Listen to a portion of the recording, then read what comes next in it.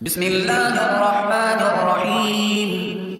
قال الملأ الذين استكبروا من قومه لنخرجنك يا شعيب والذين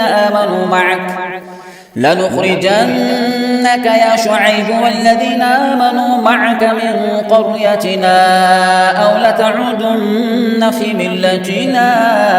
قال أولو كنا كارهين. قد افترينا على الله كذبا إن عدنا في ملتكم بعد إذ نجانا الله منها وما يكون لنا أن نعود فيها إلا أن يشاء الله ربنا وسع ربنا كل شيء علما. على الله توكلنا ربنا افتح بيننا وبين قومنا بالحق وأنت خير الفاتحين.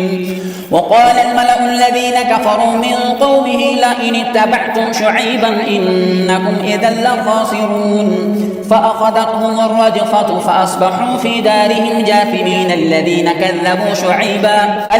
كذبوا شعيبا كأن لم يغنوا فيها.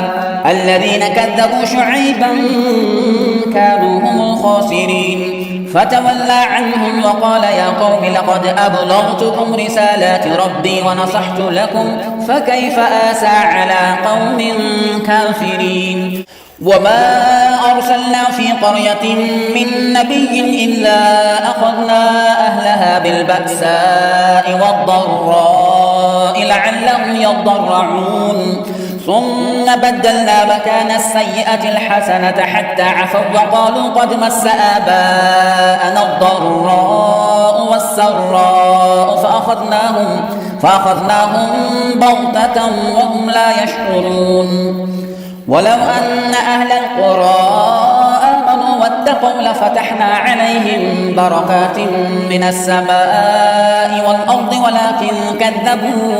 ولكن كذبوا فأخذناهم بما كانوا يكسبون. أفأمن أهل القرى أن يأتيهم بأسنا بياتا وهم نائمون. أوأمن أهل القرى أن يأتيهم بأسنا ضحى وهم يلعبون. أفأمنوا مكر الله فلا يأمن مكر الله إلا القوم الخاسرون. أولم يهد للذين يرثون الأرض من بعد أهلها أن لو نشاء أصبناهم بذنوبهم ونطبع على قلوبهم فهم لا يسمعون. تلك القرى نقص عليك من أنبائها ولقد جاءتهم رسلهم بالبينات فما كانوا ليؤمنوا بما كذبوا من قبل كذلك يطبع الله على قلوب الكافرين. وما وجدنا لأكثرهم من عهد وإن وجدنا أكثرهم لفاسقين. ثم بعثنا من بعدهم موسى بآياتنا إلى فرعون وملئه فظلموا بها فانظر كيف كان عاقبة المفسدين. وقال موسى يا فرعون إني رسول من رب العالمين حقيق على أن لا أقول على الله إلا الحق قد جئتكم ببينة من ربكم فأرسل معي بني إسرائيل. قال إن كنت جئت بآية فأت بها إن كنت من الصادقين.